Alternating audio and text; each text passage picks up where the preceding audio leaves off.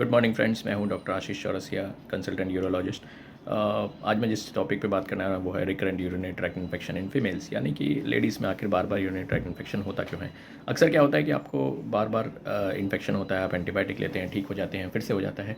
तो आपने कभी भी उसके रिस्क फैक्टर्स पे काम करने की कोशिश नहीं की है ना, कि क्या क्या कारण है कि आपको बार बार हो रहा है। क्योंकि आपके घर में जो पानी पी रहे हैं आप, वो सब लोग पीते हैं, खाना खा रहे हैं वो सब लोग खा रहे हैं, जो रहन सहन है वो सबका सेम है, लेकिन आपके में आखिर क्या है ऐसा कि जिसके कारण आपको हो रहा है। तो सबसे पहली एंड सबसे इम्पॉर्टेंट चीज़ है कि आप पानी कम पीते हैं। अगर आपका पानी का इंटेक 2.5 से 3.5 लीटर है से कम है, तो फिर आपको बार बार यूरिनरी ट्रैक्ट इन्फेक्शन, या 1.5 लीटर के आसपास ही है तो आपको पानी ज़्यादा पीना चाहिए। इसका एक और इंडिकेटर है कि आपका पेशाब हमेशा सफ़ेद रहना चाहिए ज़्यादातर समय, सिवाय कभी एक आध बारी अगर होता है येलो तो ठीक है, बट ज़्यादातर समय सफ़ेद या फिर सिर्फ थोड़ा सा पीलापन रहे तो ये बहुत बड़ा इंडिकेटर है कि आपका पानी का इंटेक ठीक है। दूसरी बात है कि आपका इम्यून पावर फिर कम है दूसरे लोगों की कंपैरिजन में। तो इम्यून पावर कम होने का एक बहुत बड़ा रीज़न है कि आप कोई भी फिज़िकल एक्टिविटी नहीं करते हैं।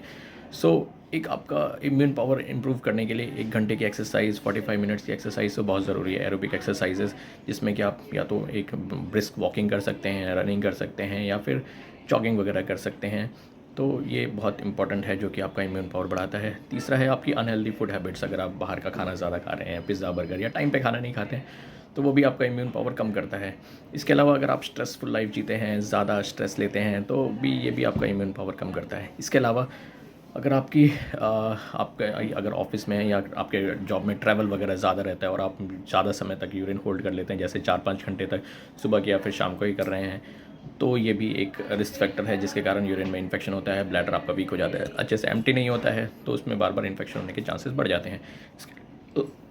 इसके अलावा यंग लेडीज़ जो वी वॉश ज़्यादातर करके यूज़ करती हैं विदाउट एनी प्रेस्क्रिप्शन, अगर आप खुद के ओवर हाइजीनिक प्रैक्टिसेस में हम इसको जैसे काउंट करते हैं, तो वी वॉश उसमें आता है जो आपके हेल्दी बैक्टीरियाज़ को आपके प्राइवेट पार्ट्स में से वॉश ऑफ कर देता है। तो आपके जो बाहर के बैक्टीरियाज़ हैं वो सब अंदर घुस जाते हैं।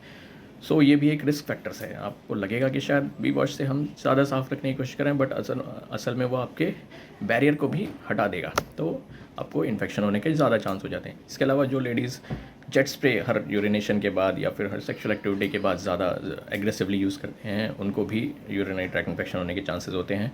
जेट स्प्रे का यूज़ मेरे ओपिनियन में कभी भी लेडीज़ को नहीं करना चाहिए, क्योंकि उसका जो प्रेशर रहता है वो थोड़ा सा आपके जो प्राइवेट पार्ट्स की जो स्किन है वो आपकी माउथ की म्यूकोसा की तरह सॉफ्ट होती है, तो उसमें डैमेज करता है। साथ में उसका जो प्रेशर होता है, यूरेथ्रा जो है बहुत छोटा है, उससे इन्फेक्शन अंदर चला जाता है। साथ में वो आपके वहाँ के हेल्दी बैक्टीरियाज़ को वॉश ऑफ भी कर देता है, जो आपके हेल्दी सिक्रीशंस हैं उन सबको वॉश ऑफ कर देता है। मेरे ओपिनियन में आपको वी वॉश वगैरह कभी भी जेट स्प्रे कभी भी यूज़ नहीं करना चाहिए।